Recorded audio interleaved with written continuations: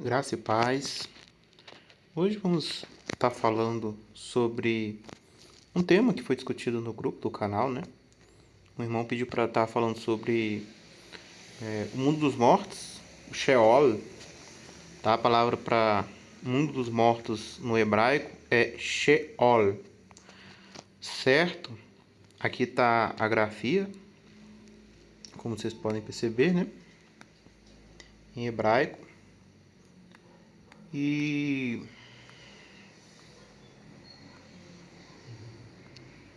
aqui, né? É como se translitera, né? Para nossa língua. Sheol. Tá bom? Mundo dos mortos. Sepultura, inferno, cova. É importante falar que inferno é uma tradução latina, tá? Do termo Sheol do hebraico. Que também existe uma correspondente em grego, né? Que é o Hades, né? Hades. Ok? Então, na Bíblia, quando você encontrar a palavra inferno na sua Bíblia, nos textos mais atuais, vão estar normalmente referindo-se ao Sheol como inferno, tá?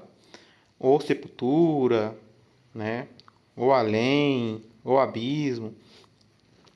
É sempre bom, eu incentivo vocês terem a Bíblia interlinear, né? Para vocês terem certeza que, de fato, está se tratando da palavra Sheol, tá? Mas também há alguns termos que a Bíblia ela traz que também pode referir-se a isso, tá bom? Então aqui, ó, eu tenho a Bíblia, como vocês podem perceber aqui, com interlinear, né? Que são, no caso, esses numerozinhos aqui, como vocês podem perceber. E daí, quando eu clico em um desses números aqui, vai vir aqui o significado da palavra, tá? Então, eu estava procurando a palavra Sheol, né? Sepultura. Aqui no livro de Ezequiel 31, traz essa palavra.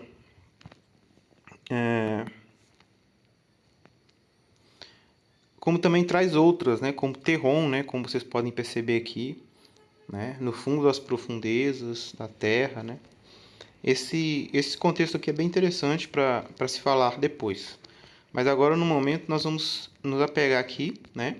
A palavra Sheol, e vamos ver aqui vários textos da Bíblia que essa palavra aparece. E vamos correlacionar esses textos, porque todas as vezes que essa palavra aparece, a gente vai perceber que ela está relacionada com um lugar abaixo na Terra, né? Ela nunca é relacionada a outro lugar, sem ser abaixo da Terra. Isso é importante, é um conceito muito importante, porque se nós não entendemos este conceito, né, de que o Sheol, ou mundo dos mortos, é um submundo abaixo do nosso mundo, a gente não vai conseguir de fato entender o que a Bíblia fala, certo? Aqui, por exemplo, né, tinha recorrido aqui a alguns versos da Bíblia aqui para mim achar a palavra Sheol, né? Então, vamos aqui rapidinho só para voltar ali que eu acabei... Aí, beleza, voltei. E aí, daqui em diante, a gente vai... Perdoe os cachorros que estão aqui, né? Não tem como fazer eles calarem, infelizmente. Então, aqui, vamos lá. Definição, então, de Sheol. Mundo inferior, tá? Mundo inferior. Preste atenção, ó. Mundo inferior. Tá? Não é mundo superior, é mundo inferior. Certo? Mundo inferior. Sheol, designação do Antigo Testamento para morada dos mortos, tá? Então, quando nós falamos mundo dos mortos, é porque na Bíblia sempre vai estar esse sentido. Então há o mundo dos vivos, né? E há o mundo dos mortos, ok? Eu vou estar explicando um pouco melhor isso aí para vocês ficarem, para vocês entenderem, tá? Deixa eu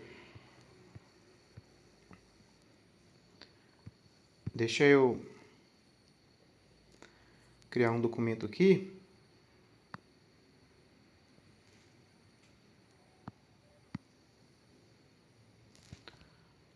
Tá, só pra gente brincar aqui de escrever, né? Escrever algumas coisas importantes e tal. Vai ficar bem legal. Então, a Bíblia, ela sempre está relacionando, né? Vamos supor, né? Que a Bíblia fale, né? De uma terra, né, uma terra circular, tá? Vamos supor, tá? Uma suposição. Como as pessoas acreditam aí, tá? Então tá. Bom, se realmente for dessa maneira, né, como que as pessoas acreditam e a ciência testemunha, a Bíblia ela fala, ela dá uma versão de que há vários céus, tá? Há vários céus. Então, vamos supor que seja assim, tá? Uma suposição. Então aqui a gente vai ter a Terra, ok? Aqui a gente vai ter a Terra nesse verde aqui. Aí nós vamos ter o primeiro céu, o segundo céu e o terceiro céu, tá? Pelo menos na Bíblia fala de 3 céus. Enoque fala de mais, mas vamos deixar Enoque por enquanto de lado. Vamos falar só do que a Bíblia fala, que é os livros que a gente tem na Bíblia evangélica cristã, tá? Então essa parte aqui é a Terra e essas outras partes são os outros céus. Esse contexto é importante para vocês entenderem que na Bíblia cada um desses céus é um mundo, tá? Então aqui, ó, esse espaço aqui, vamos diminuir um pouquinho aqui porque eu vou criar mais um aqui. Não é isso que eu queria não. É esse aqui, ó. Vou criar mais um aqui, que é o espaço do terceiro céu, né? Tá. Então vamos lá. Então, na Bíblia, cada céu desse é como se fosse um mundo, entendeu? Cada céu desse aqui é como se fosse um mundo. Então, nessa região aqui da Terra que nós moramos é o mundo, tá? Esse verdinho. Aqui é um outro mundo, tá? Que é o primeiro céu. Inclusive esses céus, né? Pelo que parece, é os céus em que orbita, né? O Sol, a Lua, as estrelas, tudo no primeiro céu, tá? Segundo céu, tá? Que a gente tem pouquíssima informação, zero praticamente, tá? Que é um outro mundo, tá? É outro mundo. E por fim o terceiro céu, que é esse de fora, certo? Também, vamos dizer assim que seria mais um mundo, tá? Nesse terceiro céu, o apóstolo Paulo fala que ele foi arrebatado e viu coisas inefáveis, né?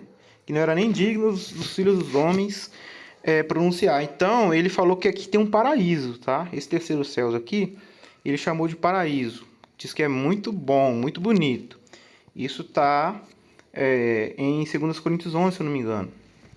Ou 1 Coríntios. Né? Vamos ver aqui se a gente consegue achar essa referência.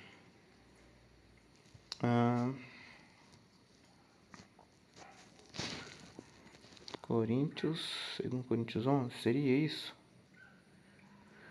Conheço tal homem.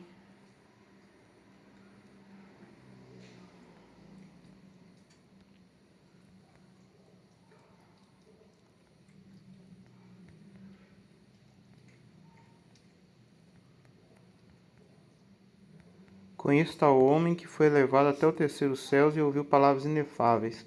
Bom, de momento agora eu não vou lembrar qual que é o texto, tá? Não tinha programado de falar esse texto, só que meus vídeos também, quando eu gravo, normalmente, muita coisa que eu falo é coisas que eu estudei, né? Eu não, nem sempre eu preparo um roteiro, né, totalmente detalhado com todos os textos. Mas, se a gente procurar aqui também, a gente pode achar, né? Vamos lá.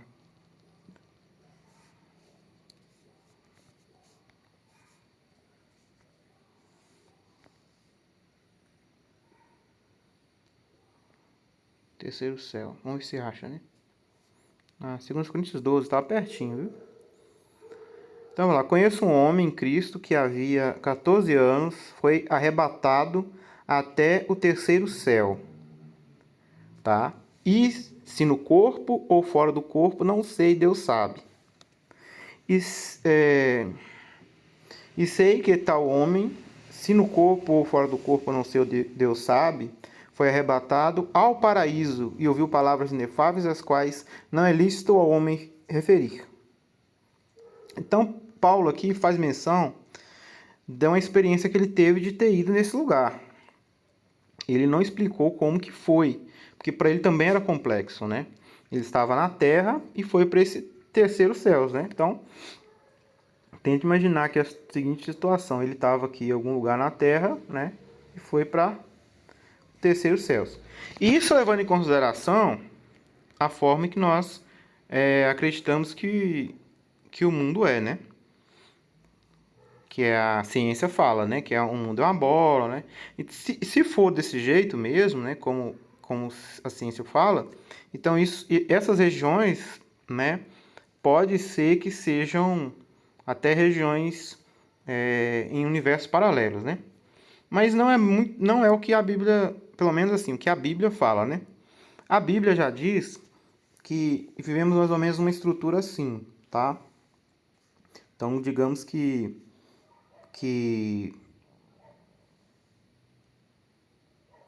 essa estrutura seja assim, tá? E assim, e assim, e assim.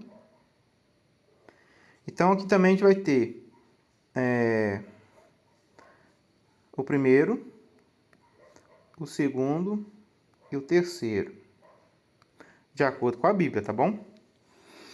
Aqui a gente vai ter, né, o tal do domo, né? E aqui a gente vai ter a circunferência aqui da Terra, tá? E sobre isso aqui os humanos vivem. Aí tem os oceanos, né, tal. E nessas partes também aqui nos outros céus também tem água, tem oceano, tem tudo. Certo? Divisão. E também a água em tudo depois, tá? Ou até mais do que isso. Porque a Bíblia fala que Deus vive, né, sobre o dilúvio, sobre as águas. No caso, né, vamos exemplificar que seja aqui, por exemplo. Né? Então, Deus vive sobre as águas. A Bíblia, quando ela se refere, né, a posição ela é muito clara. Acima, aos céus. E fala céus no plural, tá? E a palavra céus, né, em hebraico, representa exatamente isso, águas de cima, né? Chamaim. Maim, em hebraico, é águas, tá? Chamaim, águas de lá, de cima, né? Águas de cima. Então, na cultura judaica, se acreditava, né? E na Bíblia descreve o mundo mais ou menos assim, ok? Dessa forma aqui. E eles criam que haviam águas acima deles, tá? A Bíblia também descreve águas acima e águas abaixo, né? Aqui, ó. Vamos ver se eu consigo achar aqui o texto que fala sobre isso. Dilúvio. É um texto de Salmo, se eu não me engano. Daniel. Isaías.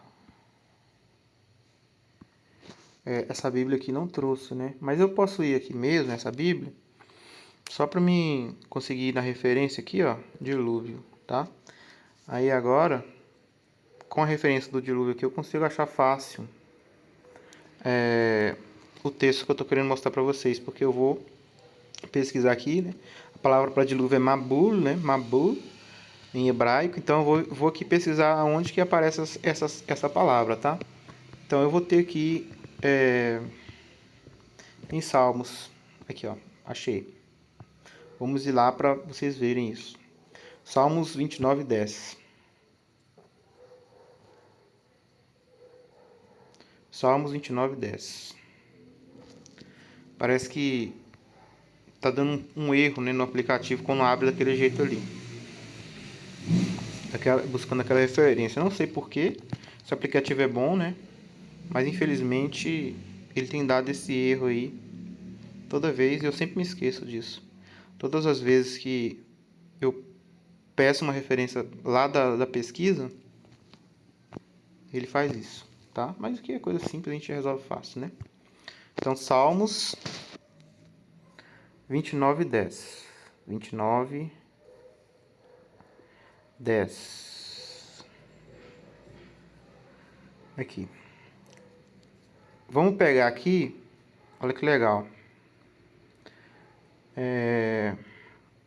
Nesse aplicativo My Bible, quando você segura, né, com o dedo aqui sobre o texto que você quer, vai aparecer essa Bíblia com a cruz aqui. Aí você clica nela que vai aparecer todas as versões bíblicas instaladas nele, para a gente ver, comparar em várias versões diferentes. Então aqui diz assim, ó, o Senhor preside os dilúvios, tá? Como rei, o Senhor presidirá para sempre. Na Almeida 21 diz, o Senhor está entronizado sobre o dilúvio, certo? O Senhor está entronizado sobre o dilúvio. O Senhor se assentou sobre o dilúvio. O Senhor se assentou sobre o dilúvio. O Senhor se assentou sobre o dilúvio. Está entronizado, assentou-se, entronizado.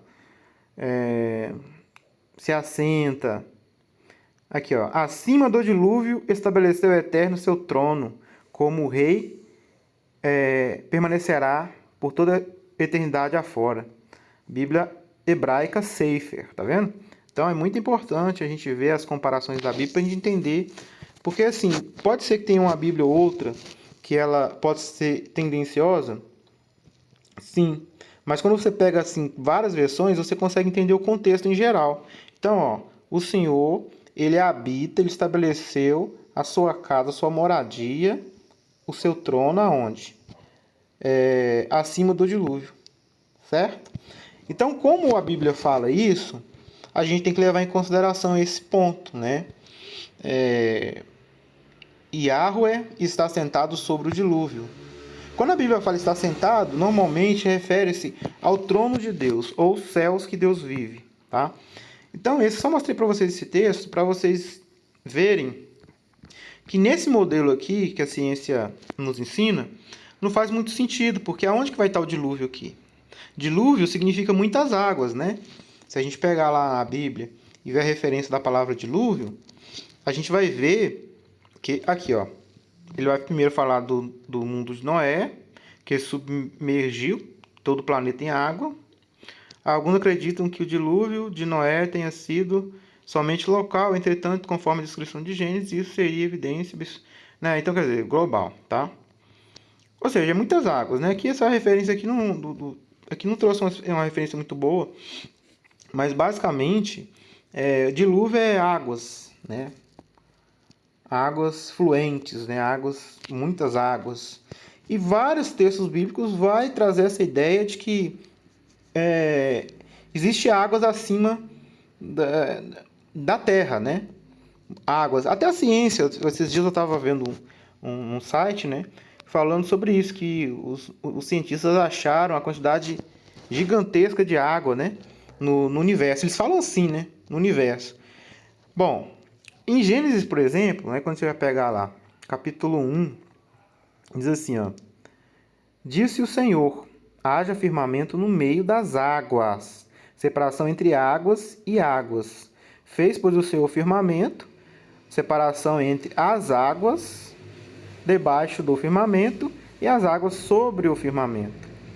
E assim se fez. Chamou Deus firmamento de céus, houve tarde de manhã, segundo dia, né? Então a Bíblia testemunha que há águas acima do firmamento, né? Então esse modelo aqui, olha, primeiro que a gente não sabe o que é o firmamento nesse modelo, que é os céus, né? Se for o primeiro céus do universo, então pode existir uma explicação de que depois do universo o que tem é água, né? Depois do fim do universo, né? Que os cientistas já falaram que o universo ele não é infinito, ele é finito, né? Então vai ter água. Mas nesse modelo aqui, ó, ele é claramente explicado, né? A água acima do firmamento e a água abaixo do firmamento, né? Então você vai ver aqui a água acima e a água abaixo, tá? Certinho? Tá? A água acima e a água abaixo aqui nos oceanos aqui.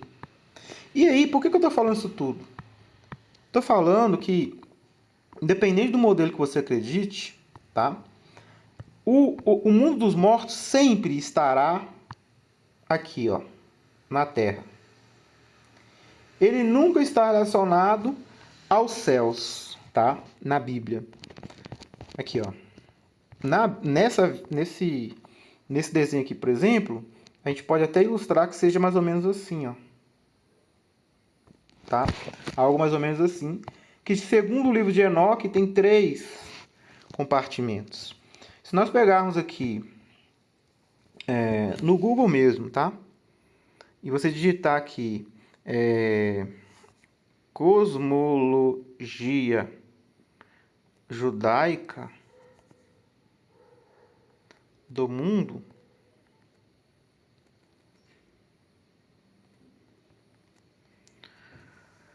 e você ir em imagens, você vai se deparar com isso aqui, ó, que é basicamente o que eu estou tentando explicar, tá vendo? O Sheol, que é o mundo dos mortos, ele vai estar aqui na Terra, tá vendo? No fundo da Terra. Entendeu? Vou fechar aqui. Vou para outra gravura aqui. Aqui, ó. Essa aqui é a cosmologia judaica, gente. Isso aqui os antigos acreditavam assim desde sempre. Aqui tem a Terra, né? Onde a gente vive. Aqui tem as águas de profundeza. Diz que é um oceano, né? Profundo. Tem o tal do abismo, que é as bases do mundo. E aí no fundo aqui vai ter o Sheol, que é o mundo dos mortos, tá? E aí você vai ter aqui um firmamento, né? Que é o primeiro céus. Só que aqui, águas do cima do firmamento. Aqui parece que tá, né? Mas, de acordo com a Bíblia, também pode ser que exista mais céus, segundo céus, terceiros céus, né? E só vai fazer sentido assim, né? Bom, é só mostrar essa curiosidade para vocês aqui, para vocês verem, né? Por que nós estamos tratando deste assunto. Então, vou voltar lá para o tal do inferno, né? Só para me pegar a referência, tá? Só para me pegar a referência. Inferno. Que vai ser Sheol, tá? Aí eu vou aqui. E aqui o nosso estudo começa, tá? Esse foi só um preâmbulo rapidinho para a gente entender e contextualizar vocês. Então aqui a gente vai analisar alguns versos, né? Dessa palavra Sheol, que aparece às vezes como sepultura, inferno, morte ou além, tá bom? Então, ó, olha só, ele, porém, isso aqui falando a respeito de Jacó, né? Disse: meu filho não descerá convosco, seu irmão é morto e ele ficou só. Se lhe sucede algum desastre no caminho por onde fordes, fareis descer minhas cãs com tristeza à sepultura. Esse texto é importante que eu li por causa desse detalhe aqui, ó. Descer. Farei descer. Então, como eu falei, ó, sempre o inferno está relacionado abaixo da terra, né? Jesus Cristo falou, né, acima aos céus, né? O apóstolo Paulo, né, ele fala, né, quem fará subir aos céus? Quem fará descer ao mundo dos mortos? Então, a Bíblia, ela tem uma clareza muito evidente quando ela se referencia a céu e terra e inferno, tá? Não é algo vago como a gente acredita, né? Que as pessoas, na maioria, acreditam. Né? Onde que é o céu? Se você perguntar para alguém onde é o céu, eles vão falar assim, é onde o Papai do Céu mora, né? Onde Deus mora. Mas aonde que é o céu? Qual que é a localização do céu? Ah, o céu fica em algum lugar acima, né? Só que se a gente lembrar que o conceito que a gente vive dentro de uma bola, onde que é cima numa bola? Onde que é cima numa bola? Onde que é a direção? Então, aí eles já começam a espiritualizar. Ah, não, o céu é uma outra dimensão, né, e tal, tal. Mas a Bíblia, quando trata de céu, terra e inferno, ela exatamente diz a posição de cada um deles. Sempre vocês vão ver isso. Ó, o Senhor é que tira a vida e dá, faz descer a sepultura e faz subir. Quer dizer, na ressurreição o cara sobe da sepultura, né? Ele tinha descido, quando morreu, depois ele ressuscita, ele sobe. Tá vendo o senso de direção? Isso é muito importante, tá, pessoal? Faze, pois, segundo a tua sabedoria, e não permitas que suas cãs desçam à sepultura. Bom, aqui vocês vão ver vários textos, né? Que vai referir-se a descer à sepultura, né? Beleza. Aqui nós estamos também vendo um outro texto, né? Dessa palavra Sheol, né? Aqui em Deuteronômio 32 diz: porque um fogo se acendeu no meu furor, e arderá até o mais profundo do inferno, tá vendo? Profundo. Ou seja, o inferno, gente, que é aqui a moradia dos mortos, tá? Eu quero que vocês entendam que não é esse conceito que nós temos do inferno latim, não, tá? Quando nós falamos inferno aqui, nesse estudo, estamos referindo-se ao mundo dos mortos, ok? Não estamos referindo a um lugar em que o diabo está queimando as pessoas vivas, né? Ou mortas, né, no caso. Não estamos falando desse lugar, que Deus tem tipo uma parceria com o diabo e os bons vão para ele no céu e os maus vão para o inferno. Não é isso. O diabo, ele não inferno na Bíblia, ele é feito para humanos, tá? Quando Adão e Eva pecam e perdem a perfeição do Éden, eles foram destinados todos a voltar ao pó. Ou seja, basicamente, a estarem no Sheol, tá? Alguns até dizem sepultura comum da humanidade, né? Um termo conhecido em alguns grupos religiosos, mas é basicamente isso mesmo. A alma dos mortos, todas as almas dos mortos que passaram pela terra, tanto bons quanto maus, segundo as escrituras, o que vai acontecer? Estou tentando fechar aqui, mas agora isto. O que vai acontecer? Todas as almas, né? Vou escrever, ó. Então, todas as almas dos homens. Quando eu falo homens, me refiro a mulher e homem, tá? Que viveram na terra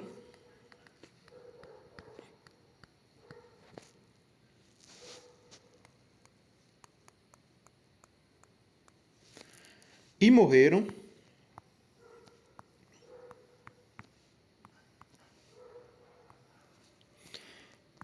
irão ao Sheol, ou mundo dos mortos, tá? Então é uma regra básica isso. Para vocês entenderem isso, vocês precisam entender outro conceito que eu vou ter que explicar. Então, quando Deus ele cria o ser humano, o homem, né? Adão, ele pega o barro da terra, ele inspira em suas narinas o fôlego de vida, que é o espírito. E o homem que era barro, ele se torna com essa junção, né, do corpo, né, que é o corpo, que é o corpo físico, feito de barro. E o Espírito de Deus, essa junção, fez com que isso daqui tivesse o quê? A junção desses dois é uma alma humana, certo? São criaturas, espíritos de carne, né? Vamos dizer assim, espíritos de carne. Deus, ele soprou seu espírito, Deus é espírito, né? Em barro e se transformou em carne, né? E aí, o ser humano é basicamente a junção de três coisas, tá? Quais são essas coisas? O espírito, né? O corpo e a alma, tá? Vamos basicamente explicar isso aqui de uma maneira bem simples para vocês entenderem. É o seguinte: o humano, a vida humana, a criatura humana, o ser humano, ele é composto dessas três coisas. Não existe nenhum ser humano que não tenha essas três coisas. E essas coisas estão presentes e unidas desde a concepção, certo? Quando uma dessas coisas se separam, por exemplo, o espírito não entra mais, você vai ter ali uma ruptura que chamamos de morte, tá? Então, o que é a morte em termos práticos? É a separação, né? É a quebra do vínculo tríplice que nós temos, que é corpo, alma e espírito, tá? O espírito vem de Deus, tá? O corpo vem da terra. E a alma é o que nós nos tornamos, que é a nossa essência, que é a pessoa. O que seria isso? Pensamentos, emoções que são únicos de cada ser, certo? Cada ser humano, ao nascer e vivenciar experiências, ele vai se transformar em uma pessoa única, que é basicamente a alma dela. O Espírito de Deus é a força que Deus dá. Esse Espírito ele dá para homens, como também dá para animais. A Bíblia fala disso. E o corpo ele é feito da terra, tanto é que quando morremos, nós somos enterrados e voltamos a ser terra. Só que quando a pessoa morre, o espírito para de fazer parte daquele ciclo. Então o que você vai ter ali? Você vai ter o espírito de Deus que já não vai estar mais presente. Vamos colocar um X vermelho aqui. E o corpo, já que o espírito não está mais presente, o corpo ele deteriora, ele morre. Por isso que o apóstolo Paulo fala em Coríntios que o espírito vivifica, mas o pecado, né, em si, ele padece, né? A carne padece. Então a carne necessita do espírito para continuar vivendo como um ser único, tá? Quando você fala de ser humano, você pensa no ser único. Mas na morte aconteceu o quê? Que o Espírito de Deus não está mais presente naquele ser. Então aquilo ali só torna um corpo. Então o corpo vai ter que voltar para a terra, certo? E a alma? Pois é aí que chegamos. A alma, Deus, ele criou um lugar chamado na Bíblia de Sheol, que é o mundo dos mortos, e a alma vai para esse lugar. Então, a alma vai para o céu quando a pessoa morre? Não. A alma vai para o inferno que as religiões ensinam, que tem um diabo lá e tal? Não. A alma fica vagando por aí? Também não. Todas as almas estão presas num lugar que a Bíblia chama de Sheol, tá? Entenderam até então?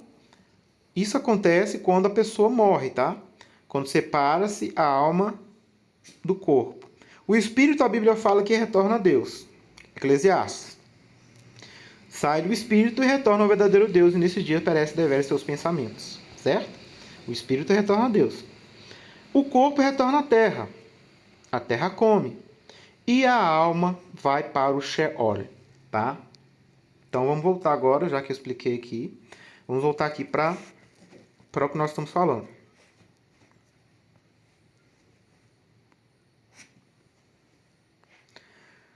Aqui em Salmos, né, tem essa passagem: laços de morte me cercaram e a angústia do inferno se apoderaram de mim. Caí em tribulação e tristeza. Isso aqui é um salmo profético, né, referindo-se a Jesus, quando ele, no Getsemane, né, começou a sentir ali que ele ia morrer, né, que ele suou sangue e tal. Então é a aplicação disso. Olha aqui, vamos ler esse texto, Provérbios, capítulo 9. Eles, porém, Não sabem que ali estão os mortos, que os seus convidados estão nas profundezas do inferno ou nas profundezas do mundo, tá? A profundeza do inferno é exatamente o quê? Exatamente o Sheol, tá? O Sheol. Então, nesse texto de Provérbios aqui, depois se vocês tiverem interesse, pode pegar e ver o contexto, é melhor ainda, eu incentivo sempre, tá? Tu fustigarás com a vara e livrarás a sua alma do inferno. Então veja que o tal do inferno, tá? Que a gente está analisando, ele é como se fosse uma prisão, tá, gente? Então vamos colocar aqui, ó. Isso aqui, ó, é uma porta, tem uma prisão. E aí tem uma regra, tá? Ninguém que entra nele tem direito de sair. Essa que é a regra que Deus colocou, tá? Porque aqui fica já as almas de todos os humanos. Só que a Bíblia fala que Jesus, ele conseguiu ir, ficar 3 dias, pregou aos espíritos em prisão, porque isso aqui, esse mundo aqui é uma prisão, tá? E depois ele voltou no 3º dia, voltando para a terra. Quando ele voltou, quando ele ressuscitou, o que aconteceu? Ele recebeu de novo o espírito e foi e teve de novo seu corpo, né? O corpo de Jesus tinha sumido lá, né, e tal. Maria estava agoniada, né, querendo saber onde estava o mestre e tal. O que aconteceu? A alma de Jesus voltou para o corpo de Jesus e Deus soprou de novo nas narinas o fôlego de vida. Por isso que a Bíblia fala que o Deus Pai, né, por meio do seu Espírito, ressuscitou a Jesus, né? Ele morreu na carne, mas ressuscitou pelo Espírito, ou seja, pelo Espírito de Deus, Jesus ressuscitou, porque só pode haver ressurreição quando o Espírito volta de novo para o corpo e a alma também. Então, junção das 3 coisas de novo. Só que Jesus também ele ressuscita glorioso, né? Então, é um outro estudo, outro conceito que eu não vou entrar nesse momento. Mas, o que nós estamos falando aqui até agora é que existe este mundo, e este mundo, ele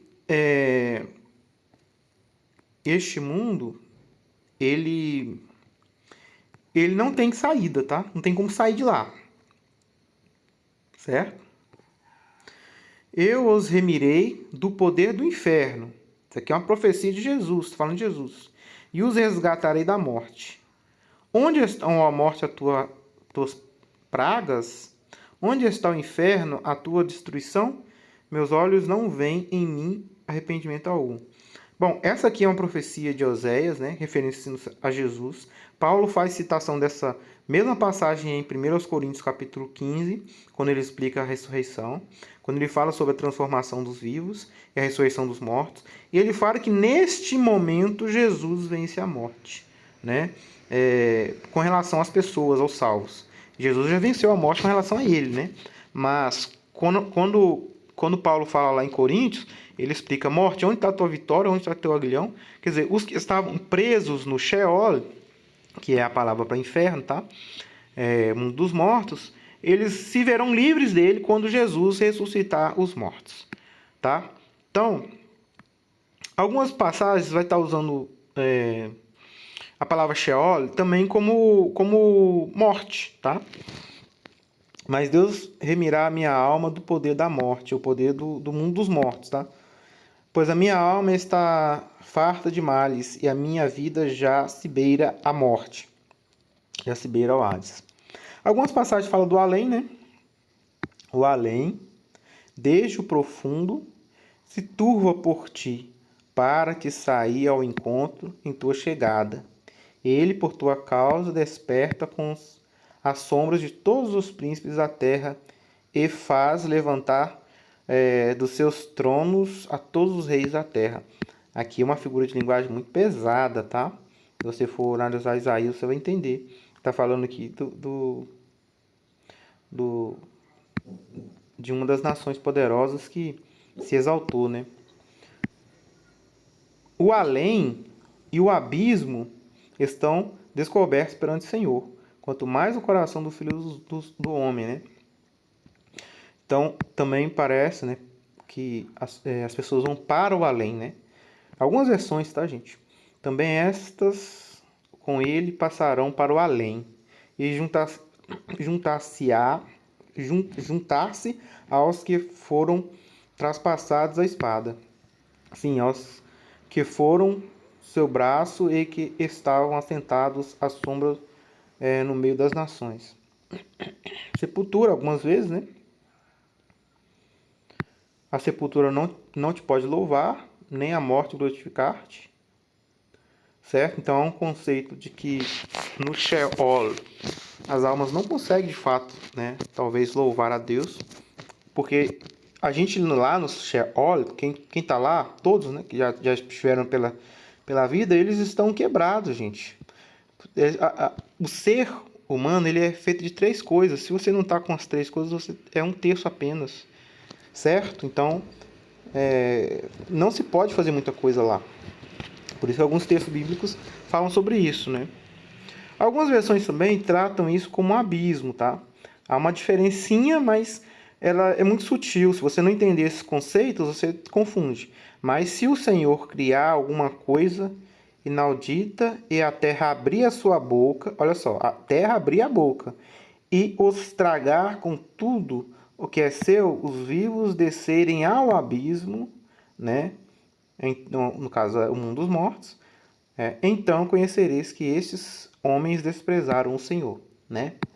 Bom, esse negócio de descer vivo ao abismo, isso aconteceu lá com Corá, Datã e Abirão, né? A terra abriu sua boca e eles foram direto para baixo. Só que com certeza, pessoal, eles desceram vivos porque eles de fato desceram vivos, né? Só que quando chegaram lá, né, eles passaram pelo processo de separação, né? De alma, corpo e espírito, né? Porque não tem ninguém lá com as 3 coisas nesse lugar. Isso não é um lugar que os vivos conseguem, o corpo humano não consegue, né? Não consegue estar lá sem, por causa das limitações físicas. Beleza. Bom, eu queria trazer para vocês agora um conceito aqui que está agora no livro de Enoque, tá? Deixa eu abrir aqui.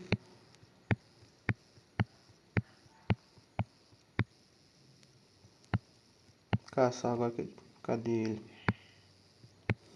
B, C, D.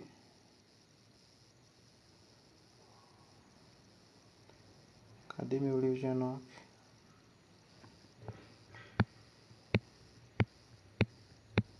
Vê se eu acho ele aqui.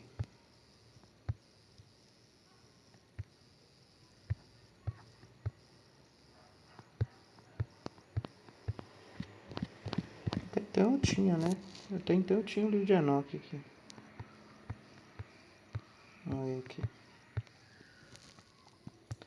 Eu tô passando, não tô vendo. Tô cansado já também.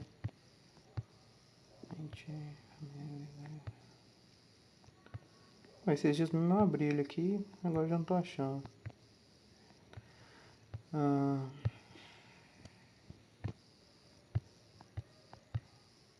Tinha que estar na letra E, né?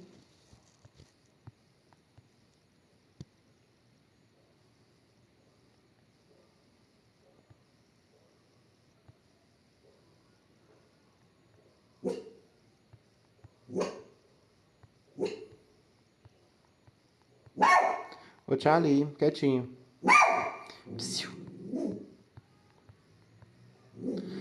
Pessoal, não tô achando aqui agora. É uma pena, porque eu ia mostrar pra vocês a parte, né? Mas eu tenho aqui ele em outro lugar. Não tem problema não, a gente vai abrir aqui na parte dos livros aqui.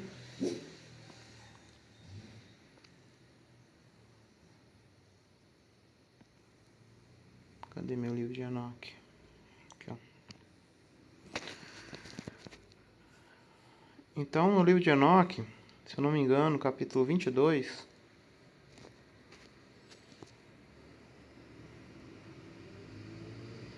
Vamos ler isso aqui, porque é bem interessante, tá?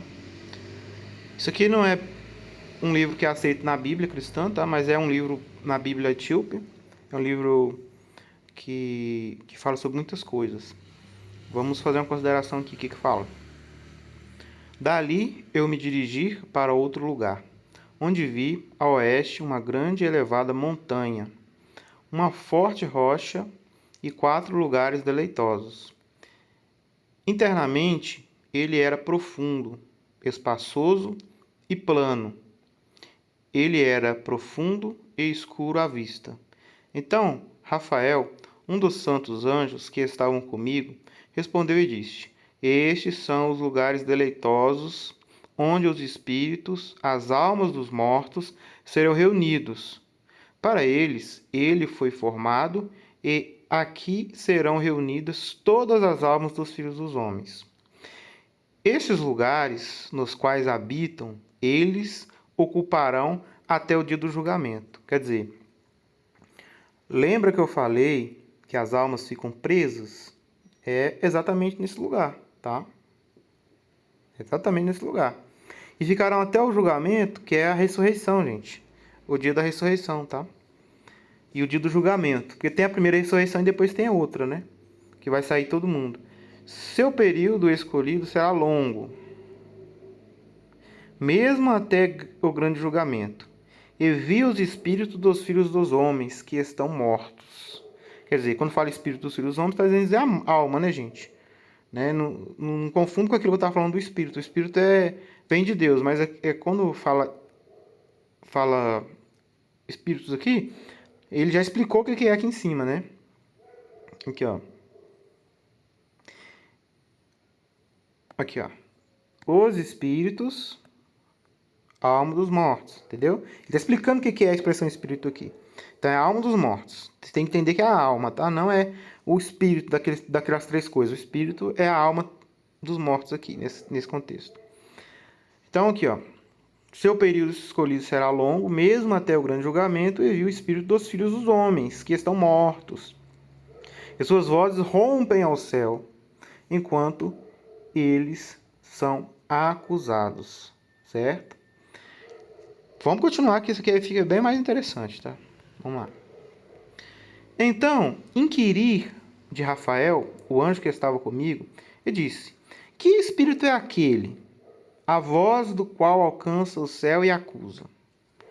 Então a pergunta que ele fez: quem era aquele espírito que estava gritando mais alto ali? Ele viu um espírito, uma alma, né? Ele viu uma alma que estava gritando bem alto. E essa voz ia até os céus. E acusa, né? Então ele diz assim, ó.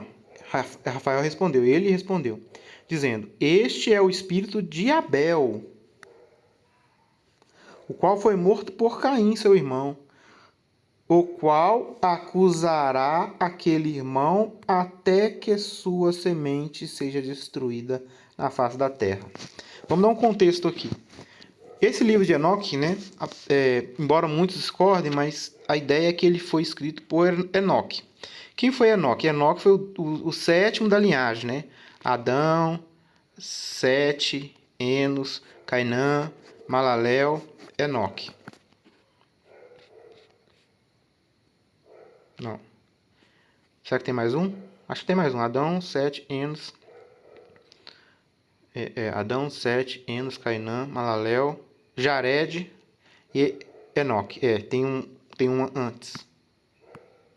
Jared e Enoque, tá? Ele é o 7º da linhagem. Quando Enoque vê isso, o que acontece? Caim já tinha morrido, né? Abel já tinha morrido. Abel não foi o filho de Adão? Não tinha morrido por Caim? Né? Então, ele ficou clamando até nos dias de Noé, que foi o dilúvio, quando toda a descendência de Caim morreu. É o que o texto de Enoque nos revela. Isso tem base bíblica? Tem base bíblica. Se você pegar lá em Gênesis, vamos pegar aqui uma Bíblia com uma forma de leitura mais agradável, né? Vamos colocar lá em Gênesis, capítulo 6, eu acho, né? Não, 6 não, 5. 4. Foi a morte de Caim, foi 4? Acho que sim, mais de Abel, né? Ai.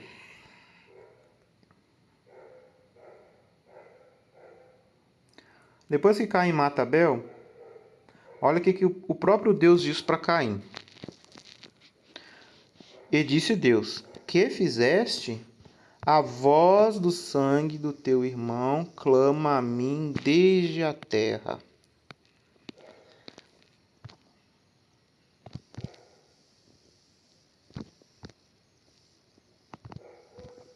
Cadê?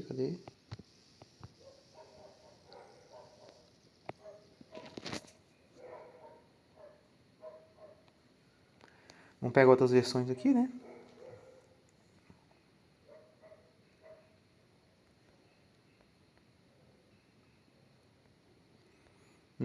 A voz do sangue representa a alma, pessoal. Então, ó, a voz do sangue, a voz do sangue, a voz do sangue. Ouça o sangue do seu irmão, né? A voz do sangue do teu irmão está clamando a mim desde a terra. O que isso significa, hein, gente? Ouça o sangue do teu irmão no solo clamar por mim. Isso aqui foi uma tradução mais literal, né? A voz do sangue do teu irmão clama a mim da terra.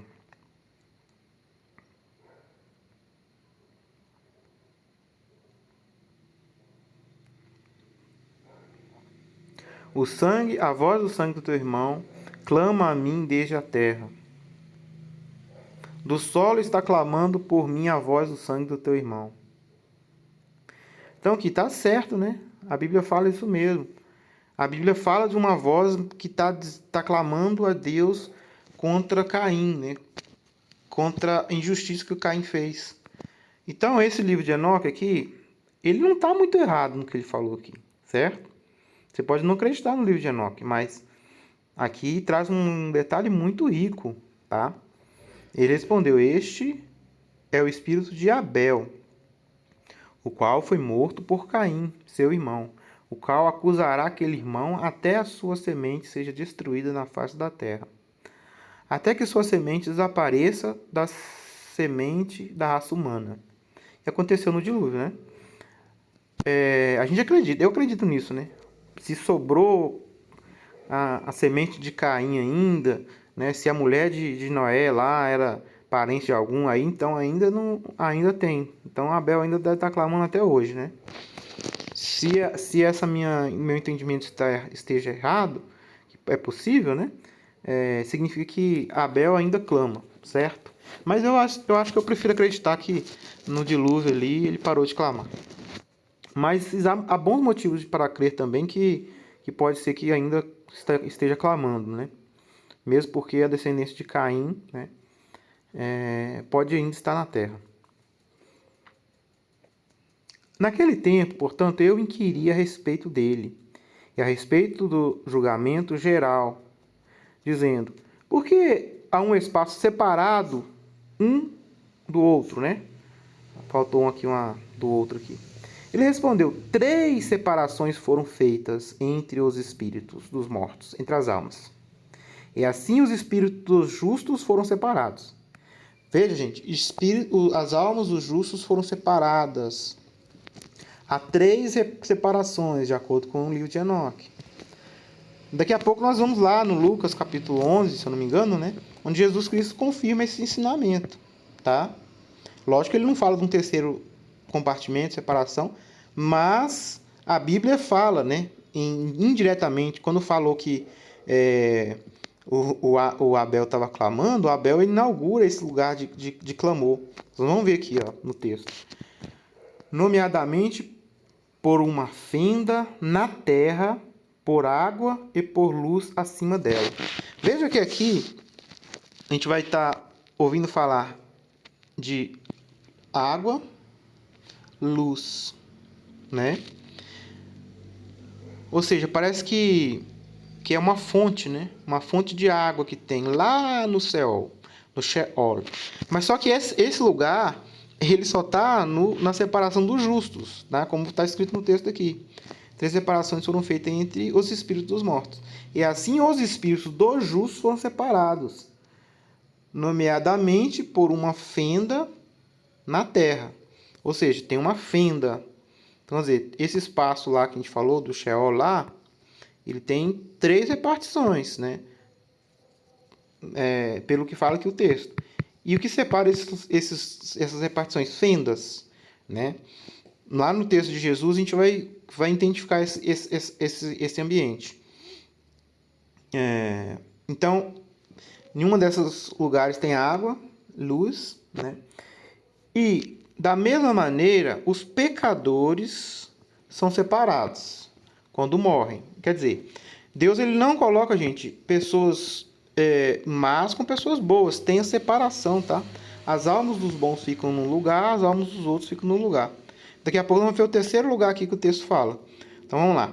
E são sepultados na terra. O julgamento não os surpreenderá em seu tempo de vida.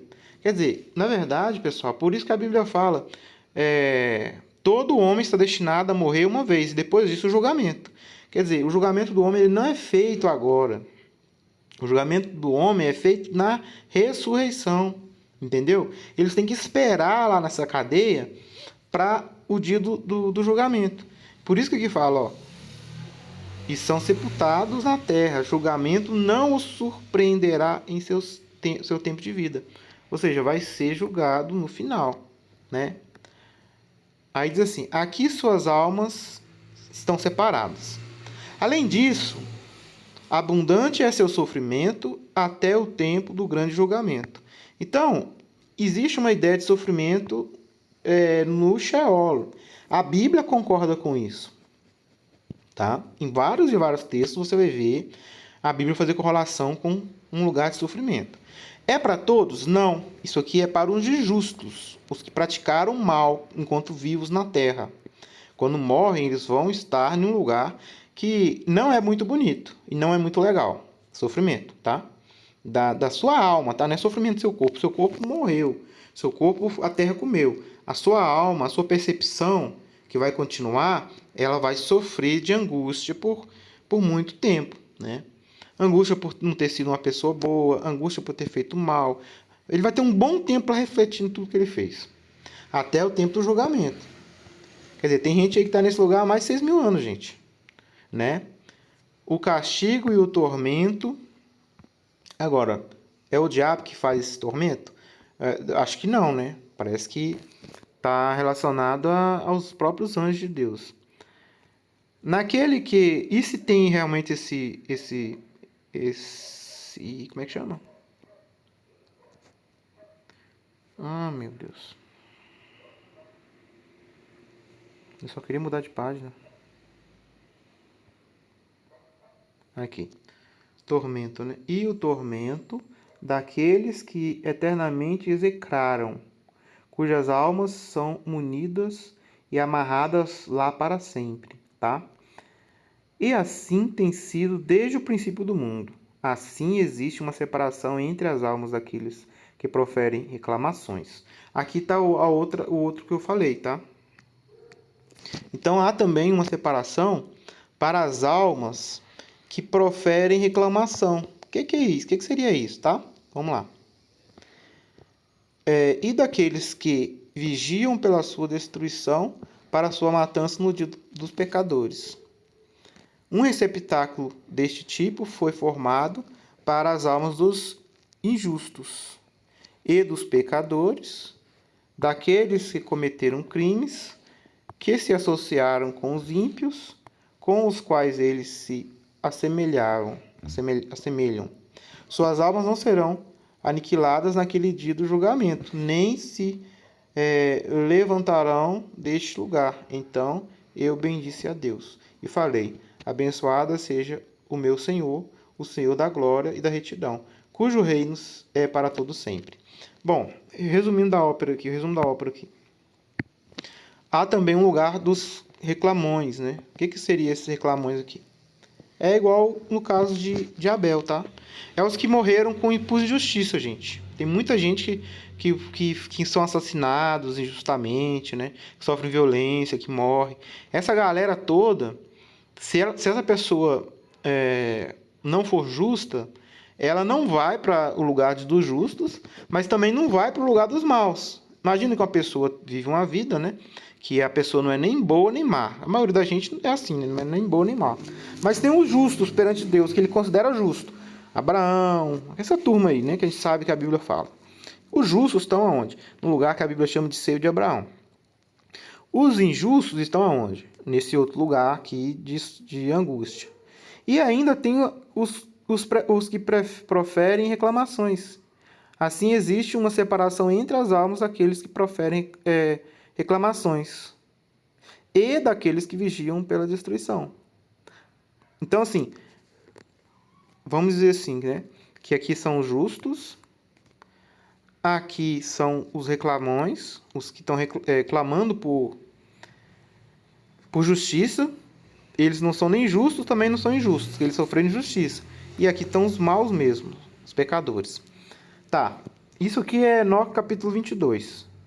Para nós terminar o nosso vídeo, vamos lá agora em Lucas.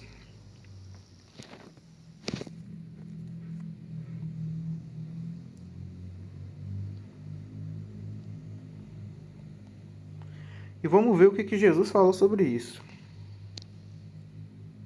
Havia também um certo mendigo, chamado Lázaro, que jazia cheio de chagas à porta daquele, e desejava alimentar-se com as migalhas que caía da mesa do rico.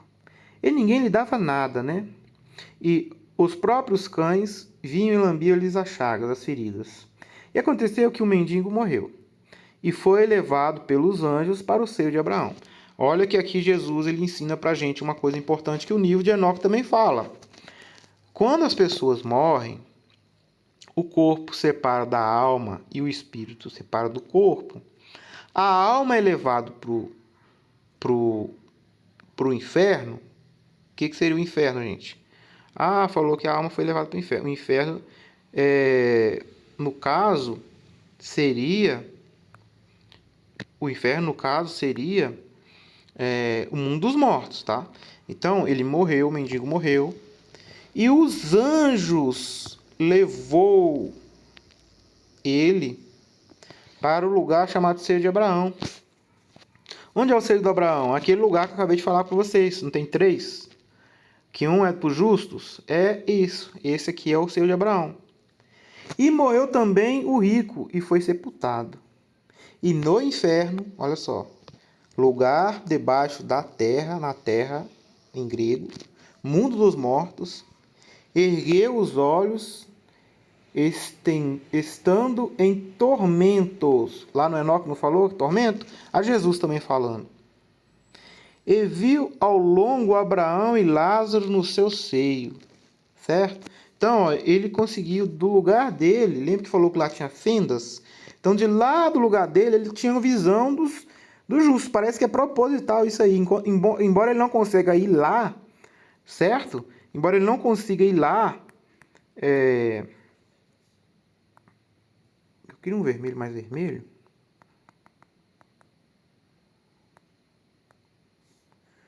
Acho que isso tá bom, né? Então, ó, embora ele não conseguisse ir lá no lugar que Abraão estava, ele conseguia ver. Então, assim, parece que lá no mundo dos mortos, né, as almas estão presas em 3 repartições diferentes. E assim, eles têm percepção desses lugares, né? Tanto os que estão no seio de Abraão, que é no lugar dos justos, quanto os outros têm a percepção e também têm percepção dos que estão clamando, né? Por isso que muitos falam, né, que no inferno tem muitas vozes, muito choro, né, ranger de dentes, por causa disso, pessoal. É porque, de fato, tem gente que fica chorando lá. É um negócio muito triste, tá? A pessoa fica chorando e clamando pelas covardias que fizeram com ela, clamando para Deus justiça, né? Mas aí vamos continuar lendo aqui.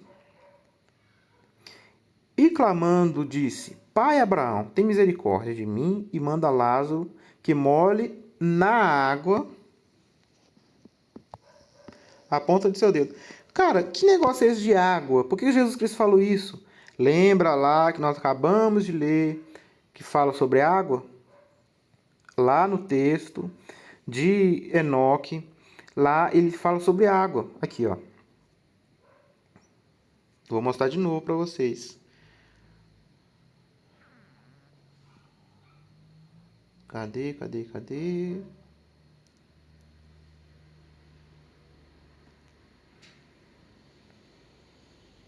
gente acabou de ler isso agora, gente.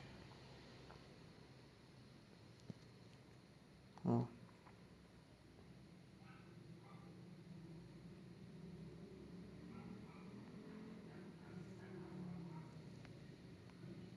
Opa, foi muito, né?